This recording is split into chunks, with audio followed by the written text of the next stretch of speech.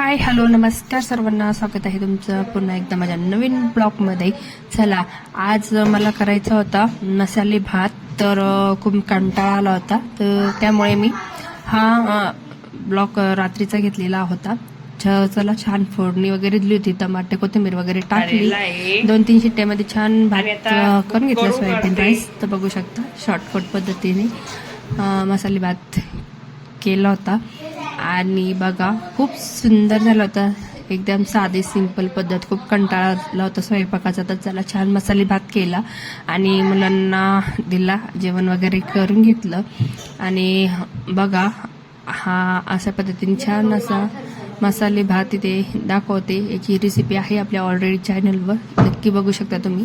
छान गरम अशा थंड वातावरणामध्ये असं थोडासा गरम गरम काही खावं वाटतं, तर त्यामुळे साधा सिंपल मसाले भात केला होता सोयाबीन टाकून. तर बघा, मुलगी अभ्यास करत होती आणि दुसरी मुलीला थोडंसं बरं नव्हतं, तर चला जेवण वगैरे झाले. आणि आता हा व्हिडिओ येत आहे तुम्हाला दुसऱ्या दिवशीचा सकाळचा. तर चला, आज होता मंगळवार आणि मंगळवारची देवपूजा वगैरे सर्व आवरून घेतली. मला आज शाळेत काय गेली नव्हती आणि नंतरून मला देवाला नैवेद्य वगैरे करायचा होता ना, तर शेवटचा म्हणजे आखाडाचा आता शेवटचा दिवस होता, त्यामुळे मला एकदा मी नैवेद्य केला होता गोडपोऱ्यांचा आणि आता मला पुरणपोळीचा नैवेद्य करायचा होता. त्यामुळे मी यामध्ये अर्धा किलो डाळ स्वच्छ धुवून घेतली, कुकरला शिजवायला टाकली. त्यानंतर खूप सारा पसारा पडलेला होता भांड्यांचा, मुलांची आंघोळ्या वगैरे देखील व्हायच्या होत्या, तर त्यांची आंघोळ्या वगैरे झाली, भांडेकुंडी घासून घेतली. त्यानंतर एका साईडला डाळ शिजत होती, तर बघू शकता डाळीसाठी पाणी लागतं, तर मी एका साईडला थोडंसं पाणी वगैरे काढून घेतलं आणि डाळ थोडीशी चाळणीने थोडीशी काढून घेतली. तर बघा, आता या डाळीमध्ये पुरण आहे, तर छान आता करणार आहे.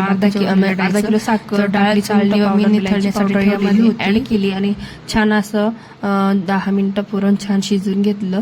यामध्ये एका साईडला बघा मुलगी मला मदत करत आहे, तर छान ती नसून वगैरे निसून दिला, कांदा वगैरे कापून दिला. झाला, आमटीची तयारी करायची होती एका साईडला, तर 2 कांदे कापून घेतले होते आणि थोडंसं अर्धी वाटी खोबऱ्याची जे काप करून घेतली, कढईमध्ये छान असे भाजून घेतले होते मी.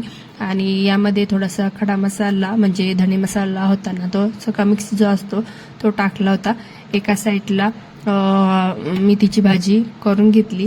त्यानंतर भाजी साधी सिंपलच, म्हणजे हिरव्या मिरचीचीच, खोड मिरचीचीच हिरवी भाजी बनवली होती, स्वच्छ धुवून घेतली. त्यानंतर एका साईडला भाजी बनवली. त्यानंतर मसाले बघू शकता तुम्ही, अशा पद्धतीने मसाले देखील आता आमटीसाठी भाजून घेतलेले आहे. कांदा, खोबरं, यामध्ये लसूण, कोथिंबीर वगैरे टाकायचे आहे. तर छान भाजी मी एका साईडला करून घेतली. यामध्ये थोडंसं मिरची वाटून घेतली, कारण शेंगदाण्याची नाही भाजी केली नाही, कारण कसं नैवेद्याला थोडीशी खोडी मिरचीचीच भाजी हवी असते ना. तर चला, पुरण देखील एका साईडला झालं होतं. मुलगी छान मला पुरण तिने वाटून दिलं आणि बघा, खूप सुंदर असं पुरण देखील झालं होतं. आणि भाजी कढईमध्ये बसत नव्हती, तर भाजी देखील झाली. त्यानंतर मला आमटीची तयारी करायची होती, तर छान मसाले वगैरे छान वाटून घेतले. त्यानंतर कढईमध्ये ज्या मी हे केलं होतं त्याच कढईमध्ये मी आमटी केली, ज्याने थोडंसं कढईचा गोडवा असतो ना, तो छान आमटीमध्ये उतरतो. तर छान कढईमध्ये तेल वगैरे टाकून घेतलं आणि आपला कांदा लसूण मसाला, घरगुती गरम मसाला आणि कढीपत्ता टाकला होता, छान परतून घेतला. त्यानंतर आपलं जे कांदा, खोबरं, लसूण, कोथिंबीरचं वाटण होतं ते यामध्ये टाकलं आणि छान आपले 3 ते 4 मिनिटं छान हा मसाला फ्राय करून घेतला. त्यानंतर यामध्ये थोडंसं पाणी टाकलं आणि बघा, एका साईडला आमटी देखील उकळत होती. त्यानंतर कोरडे पापड मी तळून घेतली, तर बघू शकता तुम्ही. त्यानंतर बघू शकता आणि पोळ्या वगैरे केल्या, त्याचं काही शूट्स घेता चाललं नाही. भजी वगैरे केली होती, त्याचं शूट्स घ्यायचंच राहिलं, त्याचं काही शूट्स वगैरे आले नाही. त्यानंतर आमटी, भात, मेथीची भाजी आणि भाजीचं पीठही मी मळून ठेवलं होतं. त्यानंतर बघा, कुरडई इथे, आणि हे सर्व वाळून मी घरीच बनवत असते. हे काही विकतचं नाही. हे सर्व जेवढे वाळवण्याचे पदार्थ आहे ते सगळे मी घरी बनवत असते. तर हे आपल्या चॅनलवर रेसिपी आहे, मी सर्व वाळवण्याच्या रेसिपी टाकलेल्या आहे, ते मी नक्की जाऊन बघू शकता. तर चला, कोरडाई देखील बघा खूप सुंदर आहे. कोरडाई खूप फुलत आहे आणि नवीनच कोरडाई आहे या वर्षीची. त्यानंतर मी पोळ्या वगैरे भजी वगैरे बनवली, ती काही दाखवली नाही. त्यानंतर पूर्ण नैवेद्याचं ताट वगैरे तयार केले आणि डायरेक्ट मी नैवेद्य दाखवायला आले. तर बघू शकता, हे आहे आमचं अमरधाम रोड बशी, हे ते गंगा किनारे हे येडेश्वरी मातेचं मंदिर आहे. आणि बघू शकता छोटंसंच मंदिर आहे आणि मूर्ती सुद्धा खूप छान भव्य दिव्य मूर्त आहे येडेश्वरीची. तुळजापूर केल्यानंतर येडेश्वरी करावं लागते. तर माझे सासरे हे नेहमी तुळजापूरला आणि येडेश्वरीला जात असतात. तर बघा, आणि आम्ही देखील सर्व सेवा करत असतो देवीची. तर बघू शकता तुम्ही, आजच्या पद्धतीने मी नैवेद्याचं ताट सुद्धा सर्व तयार केलं. आणि इथे छोटं मंदिर आहे आणि खूप जण आखाड महिना संपत आलेला असल्यामुळे, शेवटचा मंगळवार असल्यामुळे सर्वच नैवेद्य ज्याचे बाकी होते ते देखील इथे नैवेद्य दाखवायला येतात. त्यानंतर छान दर्शन वगैरे घेतलं. आणि बघा, हा हे जावेचा छोटा मुलगा, तोही दर्शन घेत आहे. तर चला, इथे सर्व देवांना मी नैवेद्य वगैरे दाखवले होते आणि मुलींना सुद्धा सांगितलं की दर्शन वगैरे घ्या. त्यानंतर आता मला दुसऱ्या मंदिरात जायचं होतं. तर बघा, माझ्या संग छोटे छोटे मुलं, म्हणजे छोटी मुलगा आलेला होता. त्यानंतर बघा, हे आहे आमचं गंगा किनारे टाळकुटेश्वर मंदिर. आणि इथे टाळकुटेश्वराचं हे मोठं पूल आहे हा वरचा. त्यानंतर इथे छोटं मंदिर आहे साती आसऱ्याचं, हे सुद्धा बघू शकता तुम्ही. आणि हे सुद्धा छान असं साती आसऱ्याचं मंदिर आहे. हे सुद्धा माझ्या सासऱ्यांनी, म्हणजे थोडंसं तिकडं होतं तर माझ्या सासऱ्यांनी हे बांधून घेतलेलं आहे. तर बघा, हे तर सुद्धा सगळे म्हणजे आखाड महिना आहे, तर सगळे म्हणजे आमचेच नातेवाईक ते सुद्धा इथे दर्शनाला आले होते.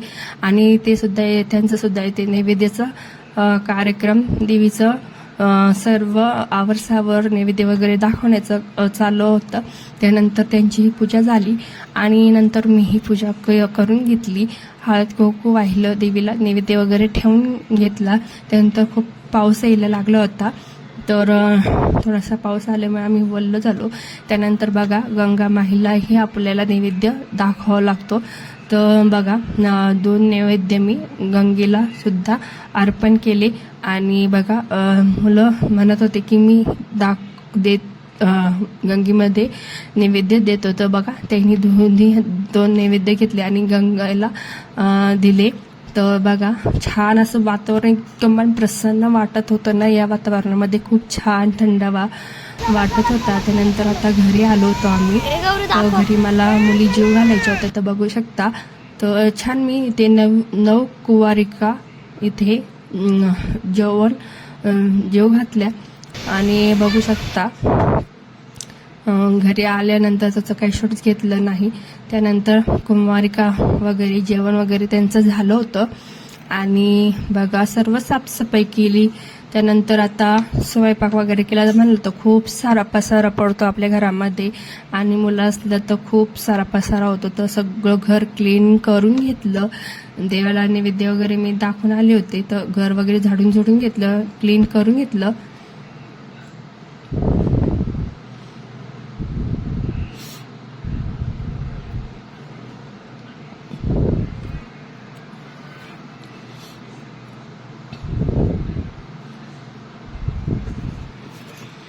कामे वगैरे आवरली आणि नैवेद्य सुद्धा दाखवला देवांना आणि मुलीही जीव घातले कुवारिका. तर चला, आता पुढचं सगळं कामही आवरलेलं आहे आणि आता थोडासा स्वयंपाक करायचा आहे आणि तोही तुम्हाला बघा. सकाळचा स्वयंपाक वगैरे सगळं घर क्लीन वगैरे करून घेतलं मुलगी बघा इथे. आणि आता मला पुन्हा थोडासा स्वयंपाक करायचा होता, तर त्यानंतर मी स्वयंपाक वगैरे करून घेणार आहे. घर पूर्ण क्लीन करून घेतलं आहे. आणि आता हा व्हिडिओ इथेच एंड करते. व्हिडिओ जर तुम्हाला आवडला तर नक्की लाईक करा, शेअर करा, सबस्क्राईब करा आणि पुन्हा सारखे व्हिडिओ जास्तीत जास्त सपोर्ट करा.